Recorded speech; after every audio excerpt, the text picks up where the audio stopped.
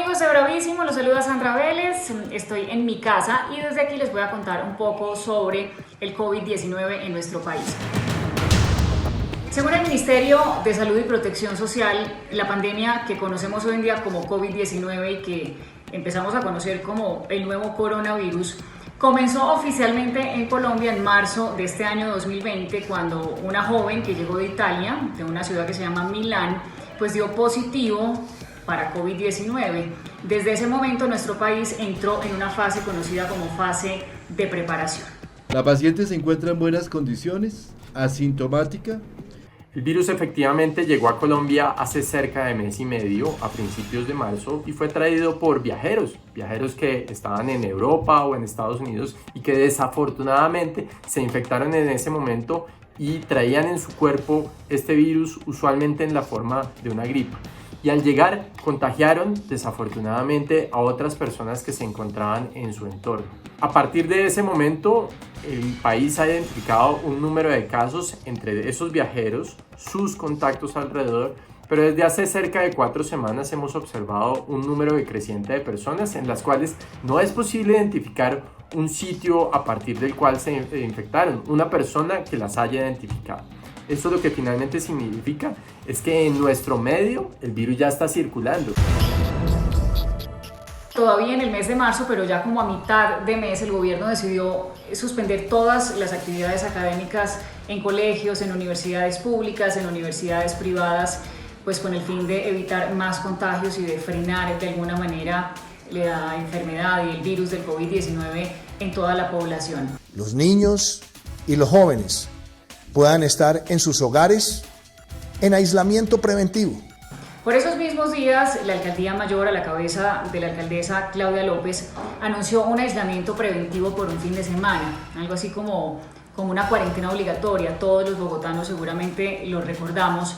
Y a los pocos días, la cuarentena pues fue decretada ya por el presidente de la República, Iván Duque, dando por hecho la entrada de nuestro país en la fase 2 de la pandemia, una fase que se llama fase de contención. Al entrar en cuarentena, las personas se distancian unas de otros y eso disminuye la probabilidad de que la gente se infecte. ¿Por qué? Porque este virus infecta cuando una persona enferma tose o habla o estornuda y por lo tanto su saliva se extiende a su alrededor, contaminando lo que está en quizás 1 o 2 metros.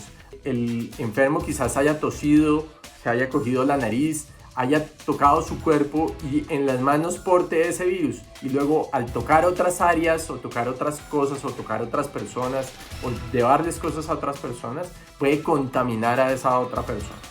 Entonces es muy importante que todos utilicemos la mascarilla y hagamos la higiene de manos para disminuir la probabilidad de ese contagio.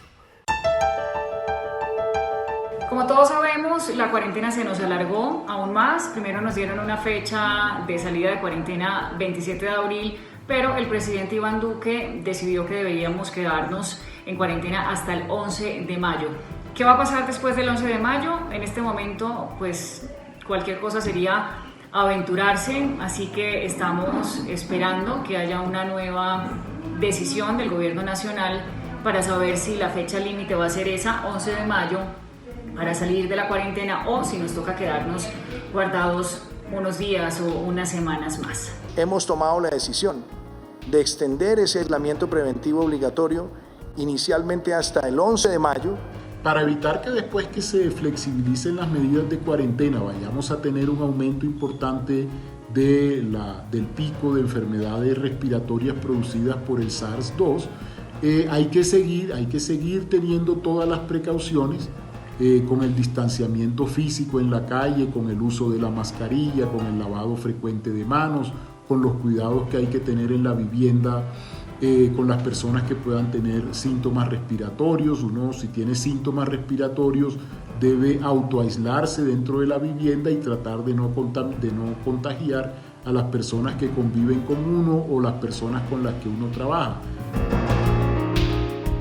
La reflexión de todo esto que estamos viviendo puede ser que estamos así, interconectados todos, que por más que queramos mantenernos nosotros protegidos y protegidos a nuestros seres queridos o los que tenemos más cercanos, nuestros amigos, pues no es posible si otras personas que no conocemos no se cuidan.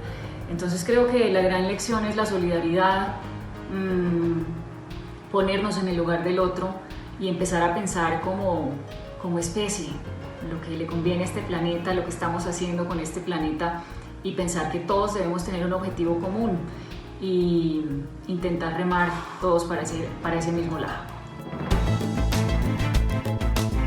Ahora, con relación a la vacuna, pues lo que tenemos en este momento que sale en la prensa anunciadas como vacunas, en realidad todavía no son vacunas, son prototipos de vacunas que deben pasar por unos procesos rigurosos de evaluación tanto de su seguridad como de su eficacia.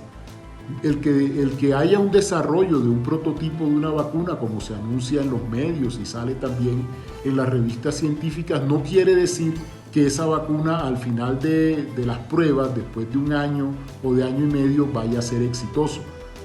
Muchos de esos prototipos de vacunas, en otros casos, empiezan y luego pues se llega a la conclusión de que no tienen eficacia, de tal manera que ojalá en 2 años tengamos algunos de estos prototipos que hayan mostrado tanto eficacia para controlar la diseminación del virus como seguridad, es decir, que no produzcan reacciones adversas importantes.